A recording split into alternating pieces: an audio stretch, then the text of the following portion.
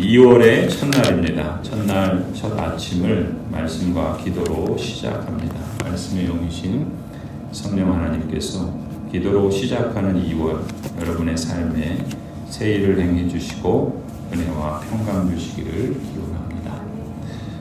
오늘 본문은 하나님 나라의 시민권을 약속받은 그리스도인들의 생활신앙에 대해서 말씀합니다.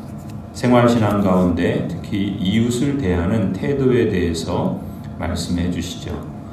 생활신앙과 이웃을 대하는 태도는 곧 우리가 하나님의 거룩하심을 본받아 우리도 거룩을 이루어가는 참으로 복된 여정이라고 볼 수가 있습니다. 1절에 말씀합니다. 너희가 심판을 받지 않으려거든 남을 심판하지 말아라. 개역개정은 이렇게 번역하죠. 비판을 받지 아니하려거든 비판하지 말라. 여기서 심판이라는 단어 또 비판이라는 단어는 원어에서는 크리노라는 단어인데 이 단어의 뜻이 판단하다는 뜻도 있고 정죄하다는 뜻도 있습니다. 그래서 심판이라는 말을 쓰고 비판이라는 말을 이렇게 번역한 것이죠. 이 말씀을 통해서 예수 그리스도께서 그리스도인 신자에게 이웃을 대하며 또 생활신앙으로 살아갈 때 금하신 것이 있습니다. 바로 그것은 크리노하지 말라라는 것이죠. 그런데 먼저 우리가 이 말씀에서 주목할 것은 이 크리노라고 하는 이 단어, 심판하지 말라, 또 비판하지 말라라고 하는 이 말씀에 금하지 않은 것이 있습니다. 그것이 무엇이냐면 가치 판단을 하지 말라는 뜻은 아닙니다. 다시 말씀드리면 예수님께서는 제자들이 가치 판단을 하는데 자신의 판단력을 오히려 적절히 활용할 것을 기대하신다는 것이죠. 가령 오늘 본문에도 7장 6절을 보시면 이렇게 말씀하죠. 거룩한 것을 개에게 주지 말고 너희의 진주를 돼지 앞에 던지지 말아라. 그들이 발로 그것을 짓밟고 되돌아서서 너희를 물어 뜯을지도 모른다. 제자들이 거룩한 것을 개에게 주지 않고 진주를 돼지 앞에 던지지 않기 위해서는 무엇보다 먼저 누가 개이고 돼지인지를 판단해야 할 것입니다. 예수님께서는 가치 판단을 위한 건전한 판단력을 금하신 것이 아니죠. 이러한 예들은 마태복음에서 여러 번 발견할 수 있습니다. 예수님은 마태복음 7장 15절에서도 이렇게 말씀합니다. 거짓 예언자들을 살펴라. 그들은 양의 탈을 쓰고 너희에게 오지만 속은 굶주린 이들이다. 20절에 그러므로 너희는 그 열매를 보고 그 사람을 알아야 한다라고 말씀합니다. 또 마태복음 18장에서도 이렇게 말씀합니다. 내 형제가 너에게 죄를 짓거든 가서 단둘이 있는 자리에서 그에게 충고하여라. 그가 너의 말을 들으면 너는 그 형제를 얻은 것이다. 그러나 듣지 않거든 한두 사람을 더 데리고 가거라. 그가 하는 모든 말을 두세 증인의 입을 빌어서 확정 지으려는 것이다. 그러나 그 형제가 그들의 말도 듣지 않거든 교회에 말하여라. 교회의 말조차 듣지 않거든 그를 이방 사람이나 세리와 같이 여겨라. 예수님께서는 적절한 바람직한 건전한 판단력을 금하신 것이 아닙니다. 가치 판단을 위한 판단을 오히려 권하시지요. 그렇다면 여기서 예수님께서 금하신 것은 무엇인가? 비판하지 말라, 심판하지 말라. 그것은 바로 다른 사람을 향하여 정죄하는 경향에 빠지지 말라 주의를 주신 것입니다. 특히 잣대가 다른 것에 대해서 꼬집어 말씀하십니다. 자신의 실책에 대해서는 관대한데 다른 사람의 실책에 대해서는 엄격한 잣대를 적용하지 말라라는 것이죠. 3절에 이렇게 말씀합니다. 어찌하여 너는 남의 눈 속에 있는 티는 보면서 내 눈 속에 있는 들보는 깨닫지 못하느냐. 내 눈 속에는 들보가 있는데 어떻게 남에게 말하기를 내 눈 속에 티를 빼내줄 테니 가만히 있거라 할 수 있겠느냐.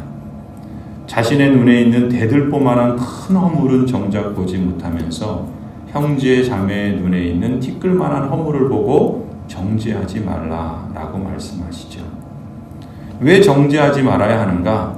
예수님께서 가르치시는 거룩의 원리는 이것입니다. 우리는 다른 사람을 정죄할 자격이 없다는 것이죠.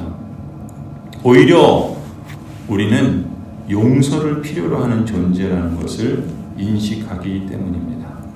하나님께서는 마태복음 6장에서 용서하는 자를 용서해 주시는 것과 마찬가지로 또 정죄하는 자를 정죄하실 것입니다. 마태복음 6장 14절에 이렇게 말씀하시죠. 너희가 남의 잘못을 용서해 주면 너희 하늘 아버지께서도 너희를 용서해 주실 것이다. 그러나 너희가 남을 용서해 주지 않으면 너희 아버지께서도 너희의 잘못을 용서해 주지 않으실 것이다 라고 말씀합니다. 또 마태복음 18장에 보면은 우리가 잘 아는 1만 달란트 빚진 사람의 비유를 말씀해 주시죠.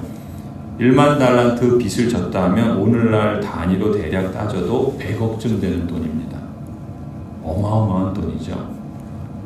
그런데 100데나리온 빚진 사람은 그 100데나리온 대략 한 10만 원쯤 되는 것이라 생각할 수 있어요. 그런데 100억을 빚진 사람이 그 빚을 탕감받았는데 자기에게 10만 원 빚진 사람을 탕감해 주지 않는 것입니다. 자기가 진 빚을 탕감받은 것이 얼마나 큰 것인지, 자기가 갚아야 할 빚이 얼마나 큰지를 모르는 것이죠. 100억 빚을 지고 있는 줄 알면 10만 원 빚진 자에게 그렇게 할 수 없다라는 것이죠.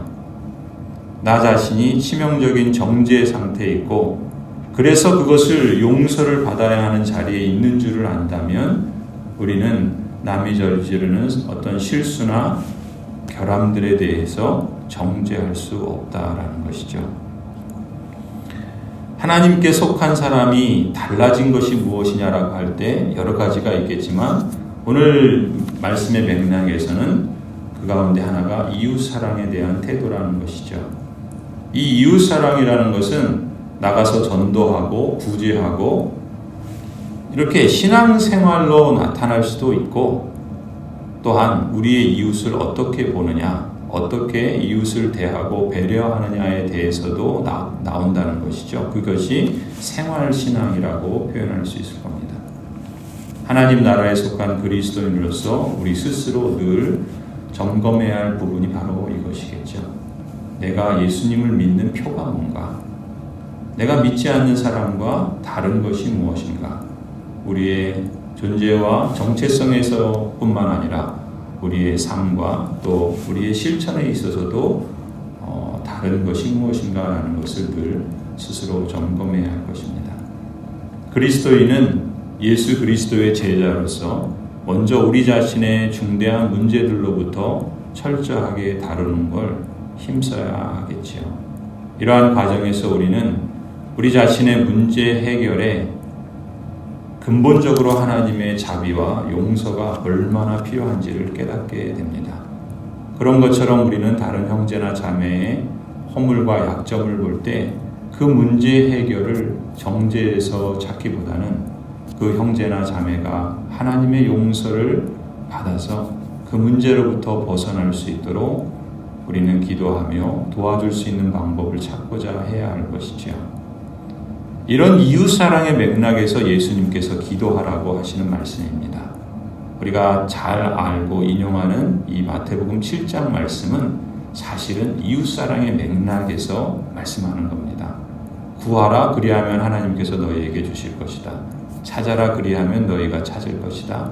문을 두드려라 그리하면 하나님께서 너희에게 열어주실 것이다. 이웃사랑에 대한 우리의 자세에서 또 우리의 실천에서 우리가 그 문제를 어떻게 해결해야 될지 알 수 없을 때 구하라는 것이죠. 찾으라는 것입니다. 그리고 문을 두드리라는 것입니다. 그러면은 8절에 구하는 사람마다 얻을 것이고 찾는 사람마다 찾을 것이고 문을 두드리는 사람에게 열어주실 것이다 라는 것이죠. 우리가 정죄를 통해서 그 문제가 해결되는 것이 아니라 하나님께 그 이웃을 향하여 형제와 자매를 향하여 기도할 때 하나님께서 들어주시고 찾게 해주시고 열어주신다라고 말씀합니다. 예수님께서는 이러한 기도에 대해서 또한 확신의 응답의 말씀도 주시죠. 선하신 하나님 아버지께서 구하는 사람에게 좋은 것으로 응답해 주실 것이라 약속해 주십니다. 9절이죠. 너희 가운데서 아들이 빵을 달라고 하는데 돌을 줄 사람이 어디에 있으며 생선을 달라고 하는데 뱀을 줄 사람이 어디에 있겠냐. 너희가 악해도 너희 자녀에게 좋은 것을 줄 알거든. 하물며 하늘에 계신 너희 아버지께서 구하는 사람에게 좋은 것을 주지 아니하시겠느냐. 예수님은 이웃사랑의 실천을 위해서 우리가 구한다면 좋은 것으로 주시겠다라고 확신시켜 주시는 것이죠.